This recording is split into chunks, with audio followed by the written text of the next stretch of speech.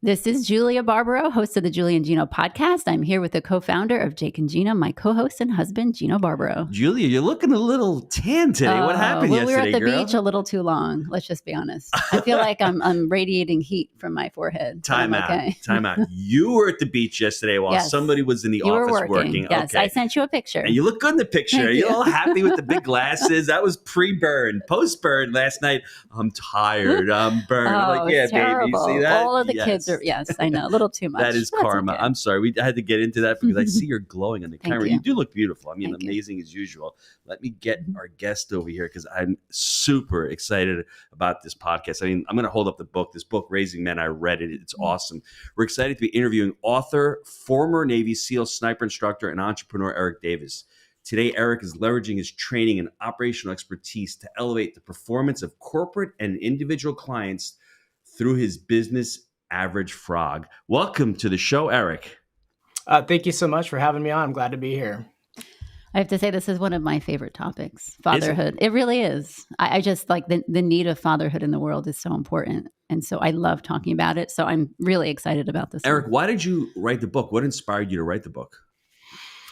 Well, a little bit of, I think the story is actually in the book. That's one of those weird things when you write a book a few years ago, it's always that, wait, did I write that in the book? But I was sitting in the airport away from my daughter, once again, away from my kids, just reflecting on my role as a father and as a parent. And it was feeling a little down in the moment. But then as I thought about it, I thought about all the things I've been doing with them, all the things I've taught them, just kind of this unconventional way of being with them. And it hit me. I'm like, wow, so many things that I've learned as a SEAL, then as a sniper instructor, where I spent 5 years studying human performance with Olympic gold medalists, behavior science, all of these things that related to parenting and that I was using all of the time. And it hit me. I'm like, I think people would be interested. I would be interested in a book like that. I mean, although I was a SEAL, what I really was is I was always a fan. I just thought SEALs were really cool. And I was just such a big fan. I went and became one. So I always had that orientation like, oh yeah, I would read a book like that. So that's what kind of launched the seed. In the book, you say parenting is similar to warfare, symmetrical versus asymmetrical. Can you break that down for us? Yeah. And that's a big one. So if you think about maybe symmetrical warfare or traditional warfare, or if you really want to exaggerate the concept, go way, way back when like the red coats stood in line and we stood in line and then shot each other. Your enemy was right in front of you. That's how I would over exaggerate like symmetrical warfare. Just bam, there's the enemy. Let's fight. Now, asymmetrical warfare, if you think about all of the things kids are dealing with now, from sexuality to gender to pronouns to like you can go on and on and on. And what's happening is and I'm not saying those things are right or wrong, but what I'm saying is opinions and agendas from multiple sources now have access to our children under the cloak of entertainment and with the support of habit or addiction or dopamine release, which we can unpack all that. That's just how it works, right? We go to something we like, we feel good. When we feel good, we tend to return to it. And I would say the moral of that story there is it used to be a father and a mother too, but I'm typically speaking to fathers with this book. It used to be a father could wake up, grab his lunch pail, his Stanley coffee, thermos, go to the factory, pound nails or rivets or whatever that was, come home, hit the recliner, pop the TV on, drink a beer, and ignore the kids or marginally spend time with them. But now it's a very different story. We need to be wise. We need to understand philosophy. We need to understand science, art, engineering, spirituality, all these different topics so that we can receive their narratives, listen to their narratives, and then help, I'm going to say correct them. Again, not from the context of right or wrong, correct them to lead them to the life, their authentic life, to who they really are meant to be rather than who they're being told to be from other people. Does that make sense how I'm saying that? That's what I mean by asymmetrical warfare. And most parents and fathers have no clue that's even going on. It does, because the next question that I had is, what is the role of the father? And you started diving into that. And a lot of fathers out there aren't educated. And I would just tell everybody, there's always agendas. There's always follow the money. I mean, when there's something being thrown out there, where is the money following from? You mentioned gender. Now you have gender affirming care and all that. Well, look at the doctors and the money that's being supported by that. And is that a wise idea for a 7 or 8 year old to be taking these puberty blockers? I don't think so. But you look at the doctors and the money that's being thrown into that sphere. Make the decision for yourself. So that's just one area. We can go into climate change where tons of money is going into that. Is that happening? Not sure, but you always follow the money trail. And I think to me, that's the important thing, that fathers and I think moms, we need to be educated and then sit down, like you said, with our children and discuss that as a family and how it works for your family. But the role of the father, let's continue along with that. I love how you started that. Anything else that you could add to that? Yeah, absolutely. Just one thing on that piece right there. One of the things I noticed with my kids, especially my girls, is social media and these different agendas. Again, I'm not saying one's good or bad. I mean, I have opinions on that, but I just want people to be clean on how I'm expressing this. If you were to go to a child when they're 4 years old and be like, "Do you like broccoli?" They'd probably say no. Like, okay, well, you're a non-broccoli then. But when they're 15, 16, 18, you develop tastes for vegetables at different times, right? So now I love broccoli, and you can actually condition yourself to love broccoli even if you hated it. That's how behavior science works. So my point I would make right there is there's so much pressure on gender and sexuality so early. Like if you would have asked me when I was 8 or 9 years old, do you like girls? I'd be like, like, no, they're chasing me all over the place. They make me nervous. You know what I mean? I was like, oh, then, but that's what's happening. They're like, oh, that means you don't like girls, which means you must X, Y, Z. Again, I'm not going to the right or wrong in that conversation, but what I am saying, there's a tremendous amount of pressure to make choices and decisions before the children are ready for it. Well, I think that's just they don't have the maturity. The beauty of the parents. All of my girls, we have 5 girls, all of them at one point in their life were a cat, and it was really irritating. I'm going to be honest. My mom actually encouraged it, and she would joke around. We'd make creme de la creme. They watched Aristocats a little too much, probably at the time. But then there was a moment where it was dinner time, and me as the parent was like, okay, now you're no longer a cat. Let's move on. And I think a lot of times as parents, we get nervous. We want the kids to love us and like us, and so we tend to let them make the rules, let them decide what time bedtime is. Funny that you mentioned broccoli, because my girls are convinced that those children that do not like broccoli, the parents don't know how to cook it. That's what they tell me. So probably. Probably true. I mean, I don't know. We use a lot of garlic. But it's interesting. I think as a parent, you're so afraid, especially nowadays. I think parents are so afraid, especially men.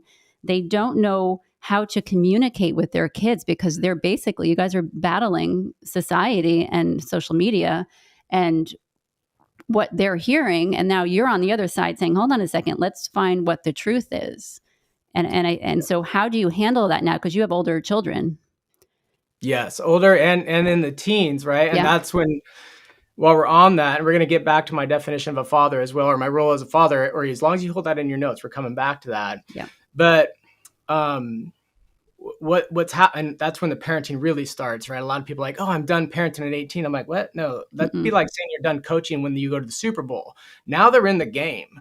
Now it's time to be relevant. Now it's time to be wise. Now it's time to be ready to coach them for real, right? So that's a big deal. And I'll loop back now into if that works. I'm going to talk about my definition of fatherhood because it really applies here. So one of the things I'm working with my girls, I got to coin a phrase for it. And if we coin it together, we can co-own this phrase. But one of my daughters was talking about conservatives versus liberals. I'm a pretty apolitical guy. That's not my wheelhouse. But I was explaining to her, like, well, what do we call somebody who all of their opinions and thoughts and actions have been generated by social media and people's opinions? So we have a liberal, we have a conservative. So we're working on a name for that. And she's like, you know what, Dad, you're right. Like that is where all my opinions come from. And that to me is where the fight is. So I've had conversations about abortion, sexuality, all of these things with them. And I want us to have these conversations, but what I'm leading them to is to ground their opinions and their assertions and the things that they're going to be committed to and take a stand on with what is true and real for them, not based off the marketing machine. Because to your point, right? Follow the money. Like if you're getting it for free, There's something something to going on there to look out for. And this brings me to my definition of masculinity or fatherhood. Our job as a father is, I can say it a couple ways. One is to figure out how to leverage our passion to fulfill our purpose. And what I mean by that, it means we wake up, we love what we do all day, every day, and it fulfills our purpose, which is lifestyle, financial, career, and business, which means that passion. See, there's a difference between passion and a hobby. A hobby is something you love to do, and that's great. But real passion, the way I teach it anyways, it's something you love to do, and it helps other people at a level high enough to generate the income that you require to care for your purpose now and the 30 plus years of old age. So that's one fundamental way of saying it.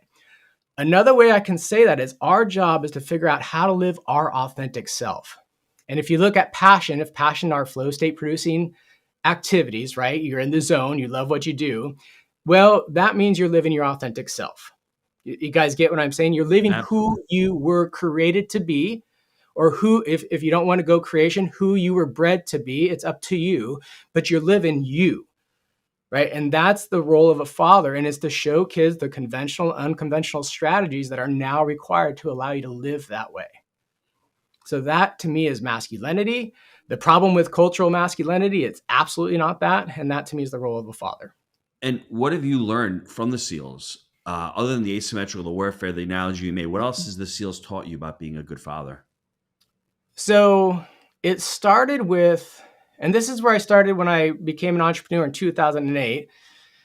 It started with me getting really, really good at getting people really, really good at things. I called expert at becoming an expert. So that's a good skill to have. People want that. It's useful. You can help your kids with all kinds of different things. If you want to have them be courageous or confident, there's a formula to break that down so that you can have them in the right practices to produce those end results. So that's where it all started. And if you think about it, let me back up. That's where it started. When I came out as an entrepreneur and started consulting and training, that's what I was doing. I was getting people good at whatever they wanted to get good at. Either it was making money, whether it was fitness, whatever they were working on, I could give them the formula and walk them through that. But I realized that didn't actually improve their ability to live a good life.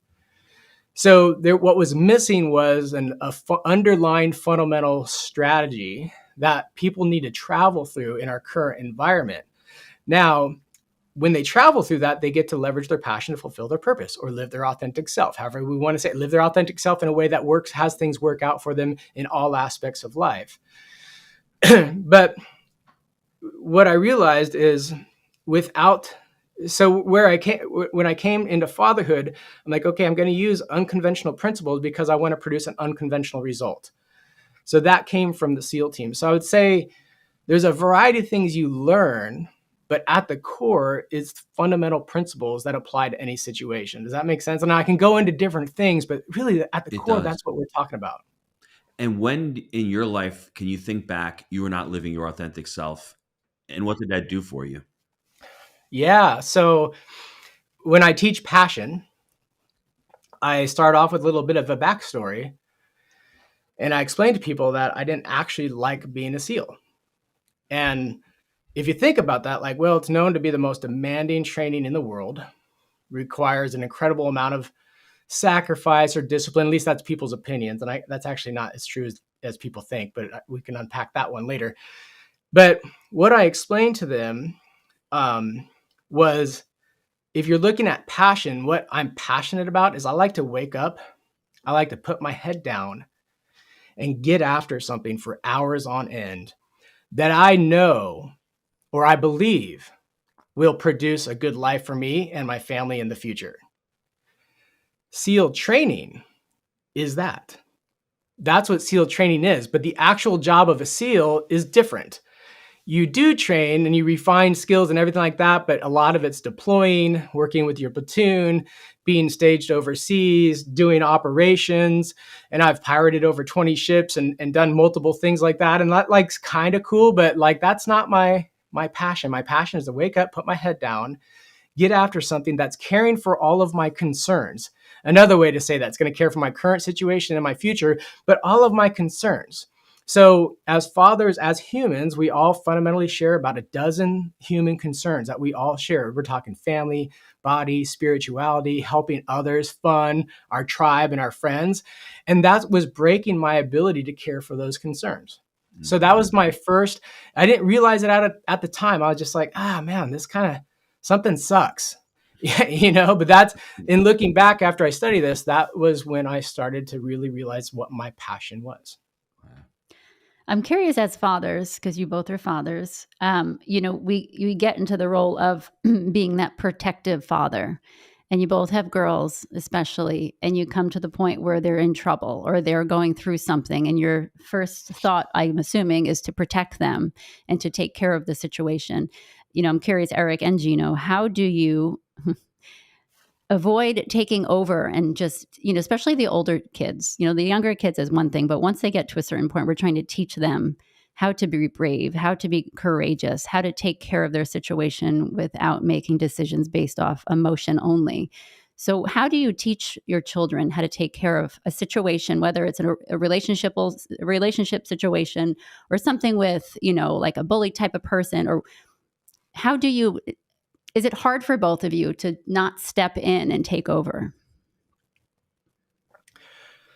So how I'd answer that is to model the behavior that you're wanting them to learn, and to be wise, to be knowledgeable. So we live in a very competitive environment, which means it's dynamic, and any competition means things are going to change all the time.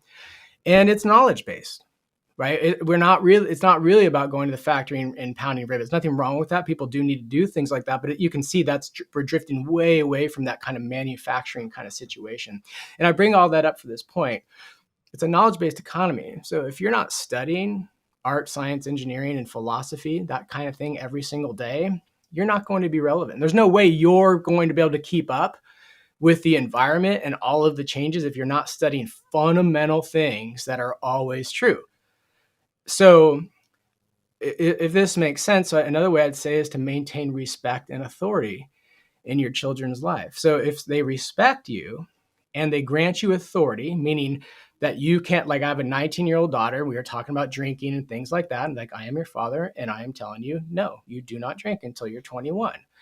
If she grants me that authority, she will not drink until she's 21.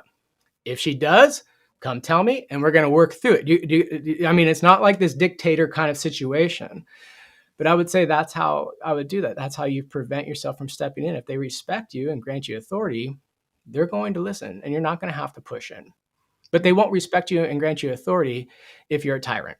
I mean, there's more to it. You can't demand respect. Mm-hmm. Respect is either given, or, you know what I mean, or it's not. So there's a story in the book that you have. I'm not going to answer the question because I could talk about an hour. So I want to hear your answer. So my answer really quick is that my children know that literally I would take a bullet for them. They know that I am always there for them. They know that I love them implicitly.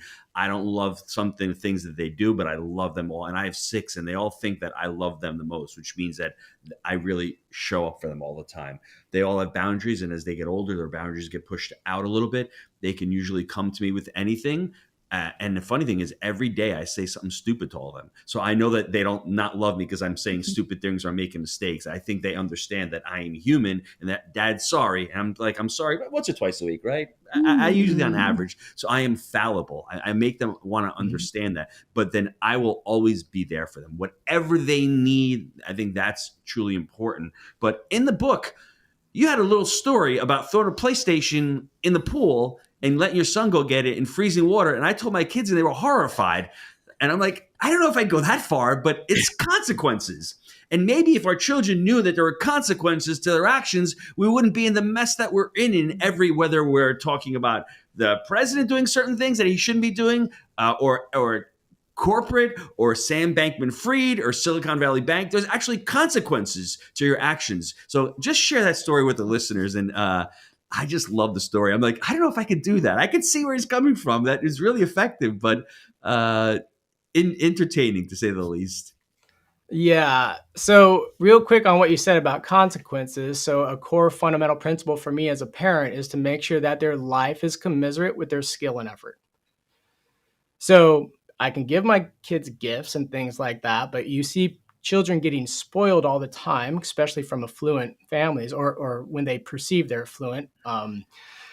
And that spoils them. And I describe it's like, well, there's an obstacle course before your children. There's an obstacle course between them and their passion and purpose. And it's kind of like, from a spiritual belief for me, it's like something pretty big, put that in front of them to develop them into their highest level of self as an individual and as a member of a team.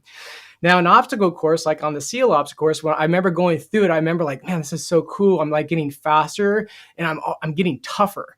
Because you're always getting knocking into things, you know what I mean? It's a pretty rigorous thing. And I'm like, man, and then I was to the point like nothing even hurts me on this thing. Now, what I see a lot of parents do is they don't allow their kids' life to match up with their skill and effort. So they're lifting them up and over the obstacle course and just totally, I want to think of just the nastiest word I can think of, just atrophying every muscle, every bit of courage, every bit of confidence, and just destroying their children. And then we see those kids just sitting at home, just making up whatever they need to make up so they don't have to get off the couch. So little sidebar on that. So I'm with you on that for sure, Gino. Now let's talk about that story. So I had a Belgian Malinois, and Belgian Malinois are attack dogs. They're like German Shepherds. For people that don't know them, they're about 30% smaller and 30 to 50% nastier. These dogs are wired. I trained this dog in protection, home protection. So when I was gone, it could protect the family. So it was a bite dog, a protection dog, all of these things. So I learned a lot about behavior science. I think it's even in the book too. Like, I think it's either raise your kids like a dog or something like that. If you're a parent and you don't understand behavior science, it's like, well, aren't you molding and modifying your children's behavior so that they're able to live an authentic, happy life?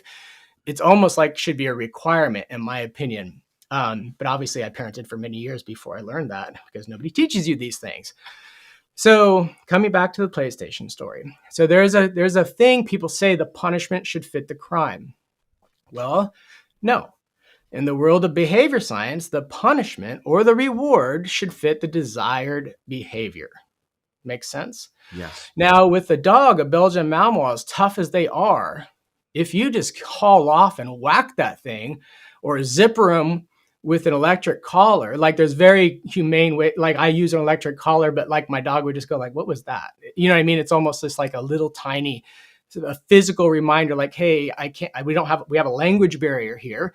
So I need to somehow physically let you know I'm trying to communicate with you. So I just want to give people that, because there's some people misusing those things with dogs. Anyways, back to the kids. So the punishment should fit the desired behavior, and it should fit the child. Some children could not handle anything like that. That would be abusive. That could be horrible. So you can't say as a parent to one other parent, like, oh, you should spank their butt. Or so my daughter, my 16-year-old daughter, like she's gone a little hysterical on me twice.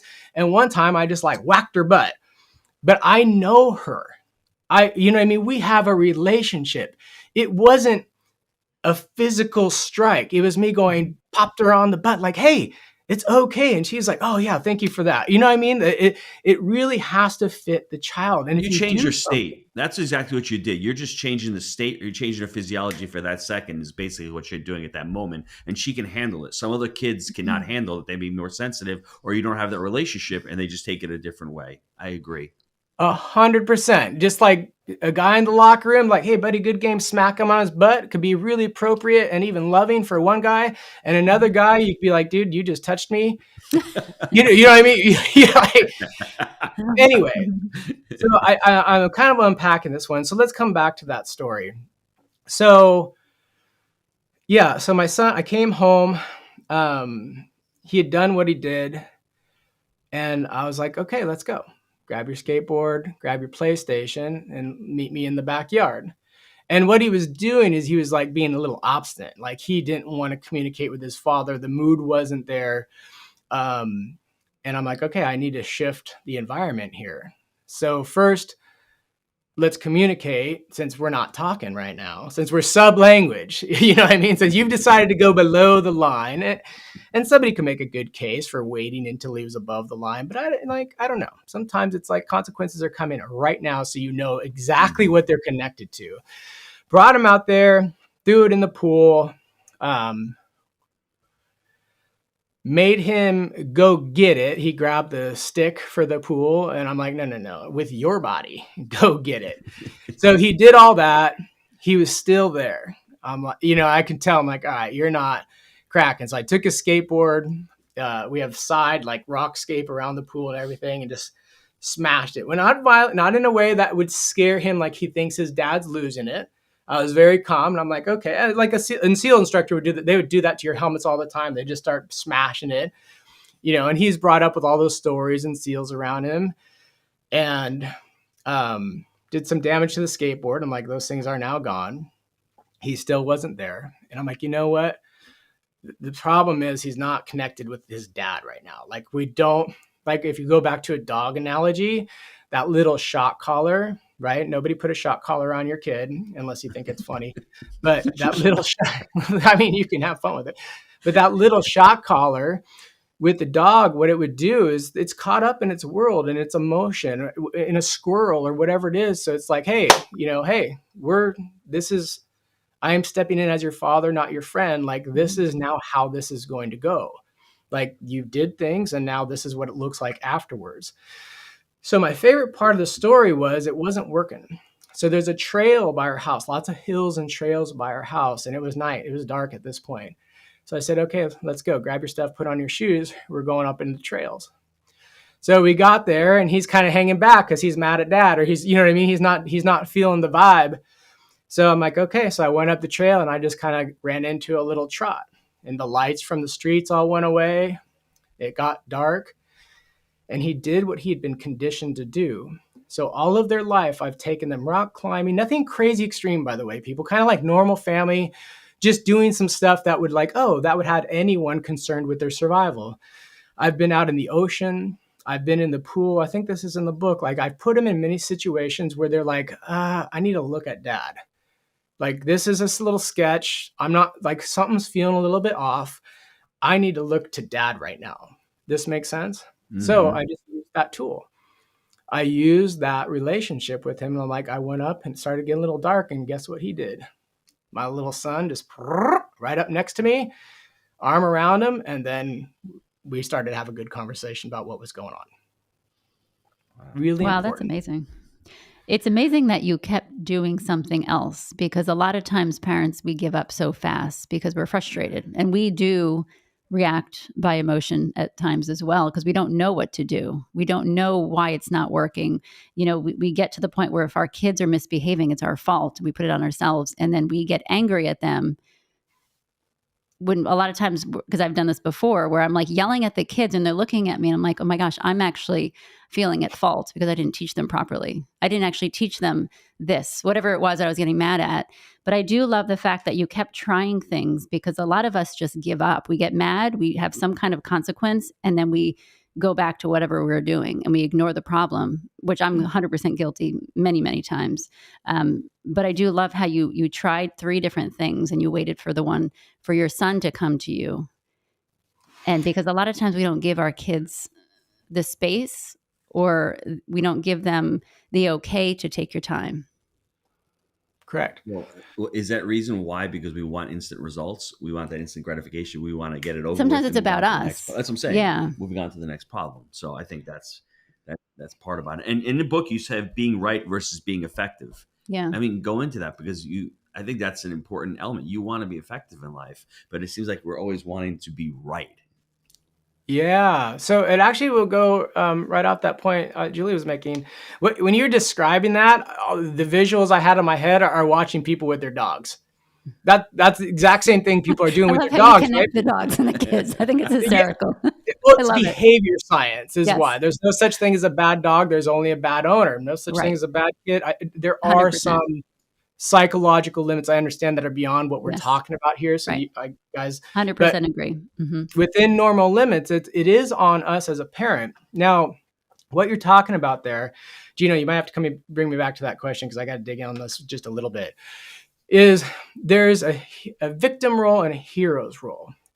What a victim does is something happens we feel anxiety or emotion that we do not want to feel, like this is not working for me.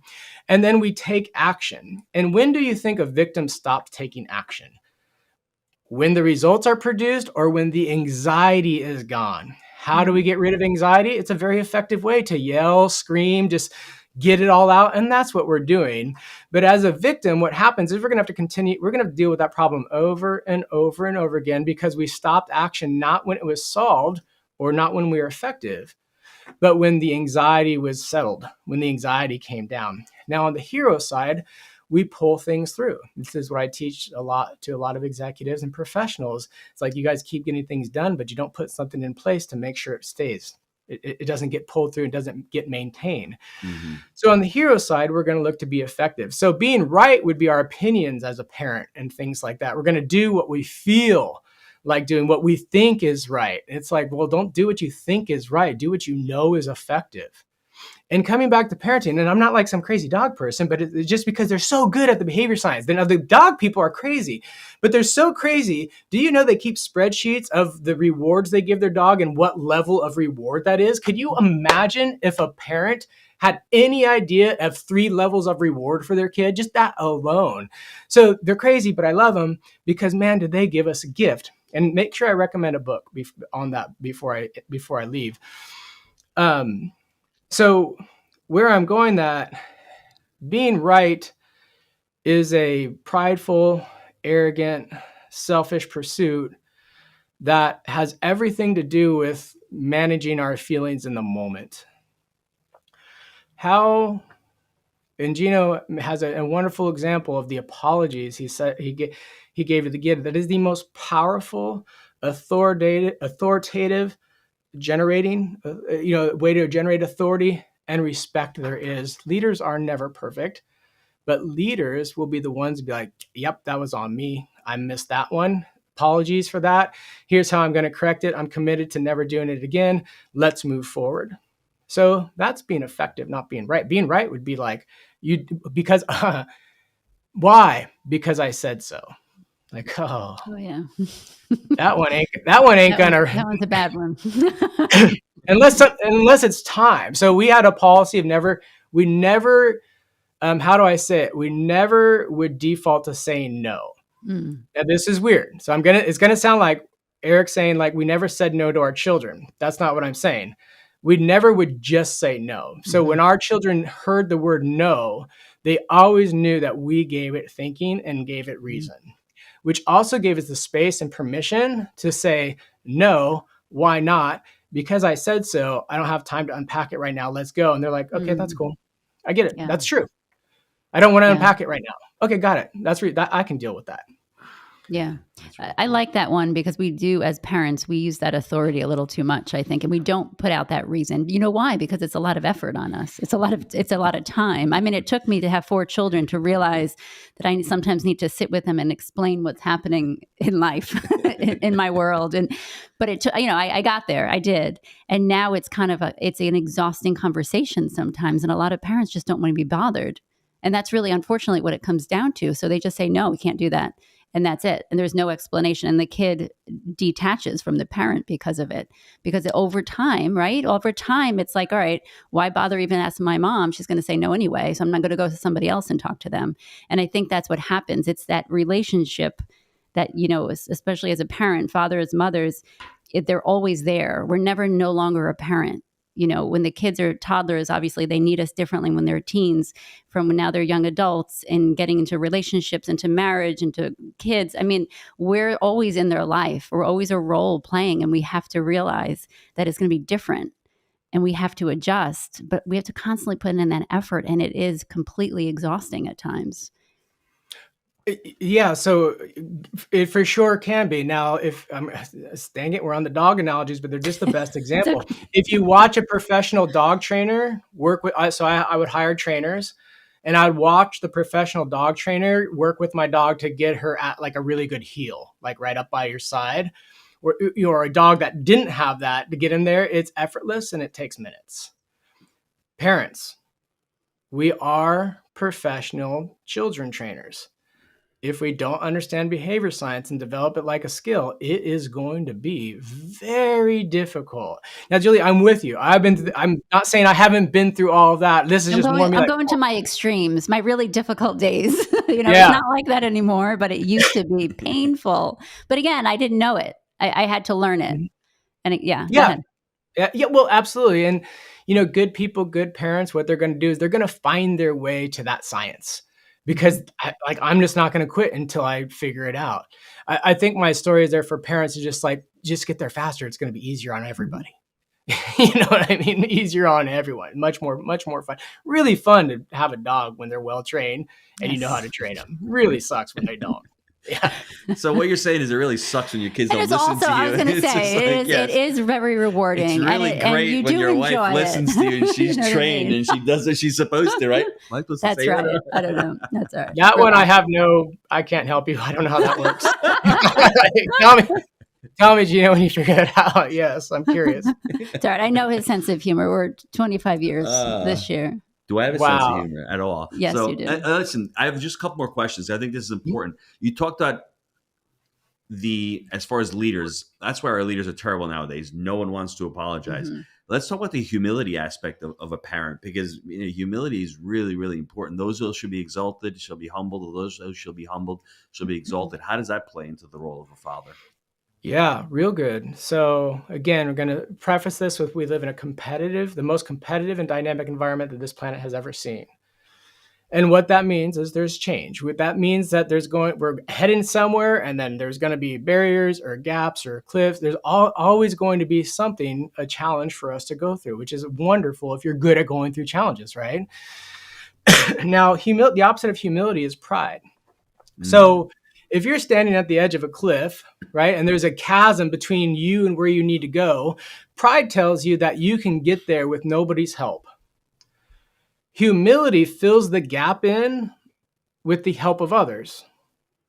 Make sense? Yes. So it's very masculine. Matter of fact, it's a catchphrase in marketing: do it yourself, DIY. That's the worst advice I've ever heard. Self-reliance, independence, everything like that. Now, that we'd have to unpack that one deeper, but you don't do anything alone. So humility says, I need constant help. Humility says, I'm raising my kids. They're a pain in the butt.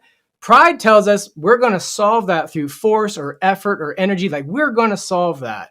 Humility says, nope, get help, read a book. Nope, get help, go to a counselor. Nope, get help, go somewhere, so that you are not right, but you're effective. How's that? That to me is the big difference between that. Sounds excellent. If my kids are listening to this, Eric said a few times that we live in the most competitive world.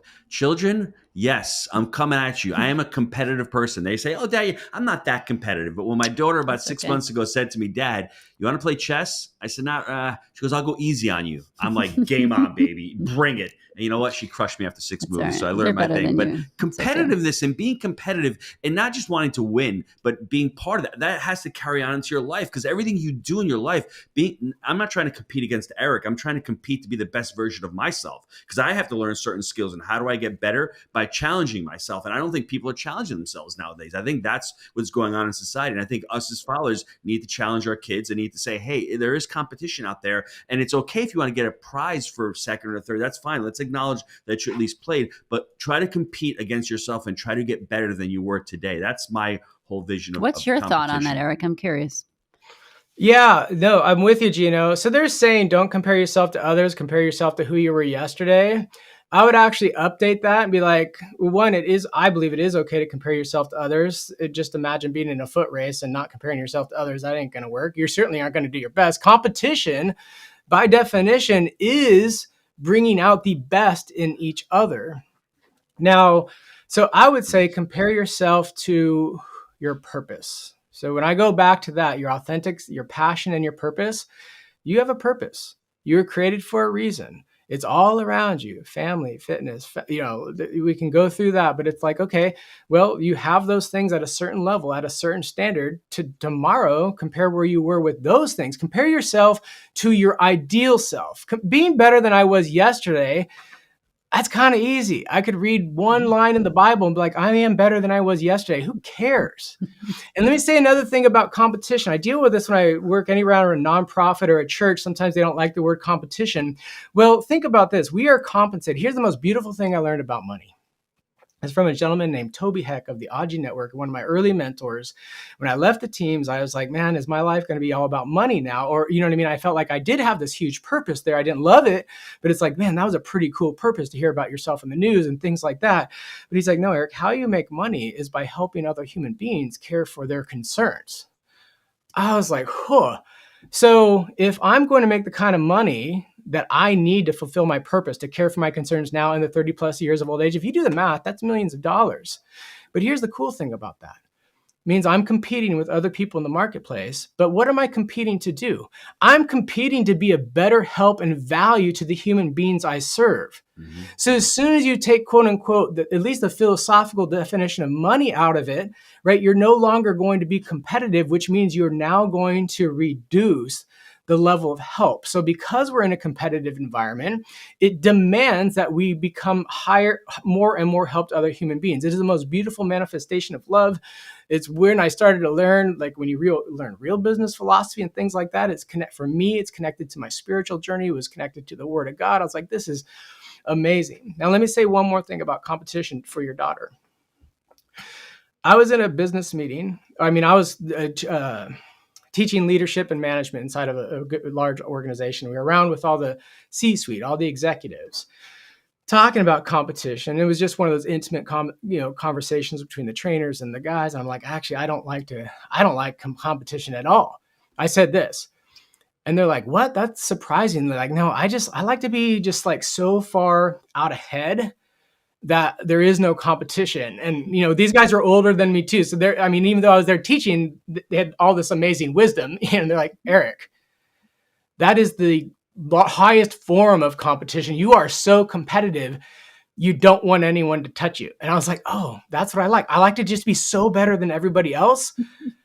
You know what I mean? I don't have to feel that anxiety of the competition. So that might be what your daughter's saying, as she did when she stomped you in chess. She's like, yeah, I don't want to be competitive, Dad. I just want to smoke you in 6 moves and go down. You baited me, bro. It was the funniest thing in the world. I'm like, really? Seriously? I had a few choice words in my mind, never shared them. I'm like, really? I get you back. Don't worry. Every time we get the tennis racket, I smoke her still. So before we sign off, you said you had to share a book with us. What book did you want to share with us? Oh, so just to close out all the dog analogies, there's a book called Don't Shoot the Dog.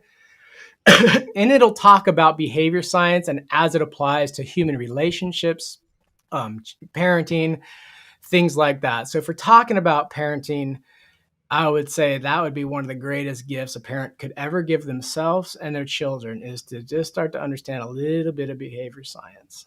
Julia, I love that. I'm going to get that. I'm curious, actually. I have one question. I'm curious. There's someone listening, I'm sure, that's like, all right, I want to get started on this.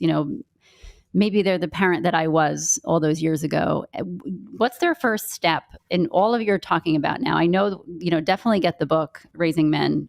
Read Eric's book, of course. But what's your first piece of advice for the person listening right now that just wants to get ahead of this or just start it?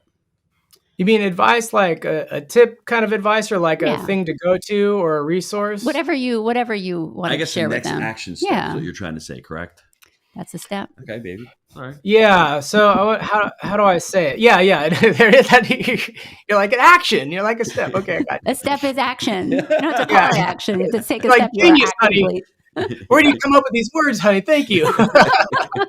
Eric, you got any dog collars lying around over there? Throw a dog collar or shock a little bit. And it won't be the nice, gentle ones. It'll be the ones that really zing, Yeah, it could be subtle. You could change it during the podcast too. a little thing in his pocket to push the button. That would be fun. Oh, that is funny. So what I teach people, what I do, I'm going to do a little bit of a pitch, I suppose, here, because what I do, how this was all about leaving a legacy for my children. Like, I want to teach my children, because as an entrepreneur in 2008, I was like getting crushed. Like, this sucks. And everybody around me, their life sucked. I'm like, we can they can appear successful, but I'm like, this isn't working, guys. So when I built my site and my training platform, it started as just a personal endeavor to make sure that my kids had it. And then now it became this thing. So I use unconventional SEAL performance principles to help people execute an unconventional strategy that, you got to think about this, allows people to use their passion to fulfill their personal, financial, and business intentions. Another way you can say that is life balance. No real such thing as balance. You can say that harmonizing all concerns in life. So to me, that is the ultimate thing to do. Like that would be the ultimate thing, is to learn that kind of thing and learn how to methodically establish your purpose and put strategies and tactics that will allow you to fulfill it. Think about that. Think about if you're the father or the mother, and what you've done is you've identified all the parts of life, all the parts of finances, all the parts of business and career. There's a lot, but it's not infinite. You know what I mean? Like there's a chunk, but think about the advice, the authority, the leadership, the respect, the help you would be to other people. And in this context, to your children. Like, well, what if I'm the one who knows, here's all the parts. Everybody wants to live a happy, healthy life, but how many people do you know all the parts of it? Mm-hmm. Mm-hmm.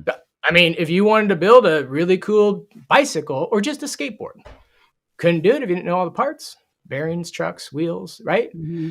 So that would be my advice to everybody. Engage in that kind of thing and learn how to master life. And by doing so, you're going to be able to show your kids how to do it. Just like if you figured out your way through the jungle to the mountaintop, like, oh, I did it.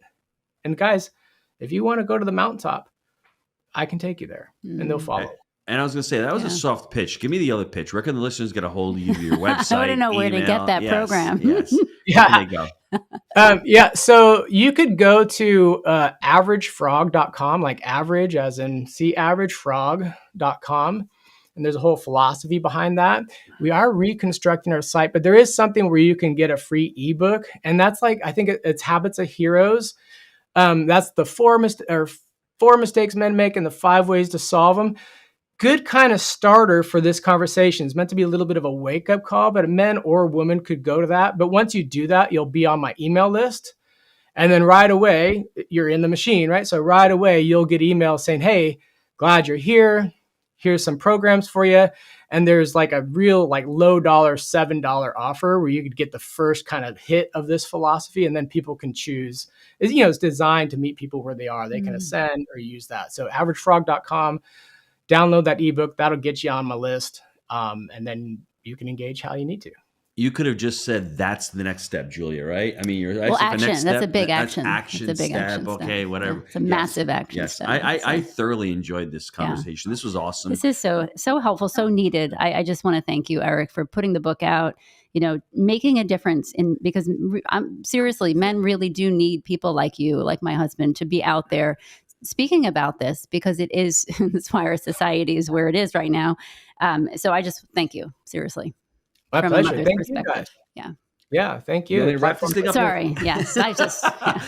We have like such traditional. We want to thank Eric for being a great guest on the show and for spending part of your day with us. I'm Gino. She's Julia, and cheesy. We are Julia and Gino. Is painful. Come on, painful. I know that. I'm Dude, I'm trying to work that in here. This is a little cheesy. Gino and Julia. Julia and Gino. Thanks, Eric. Right. We appreciate you being on today. Thanks, everyone. Thanks, Eric.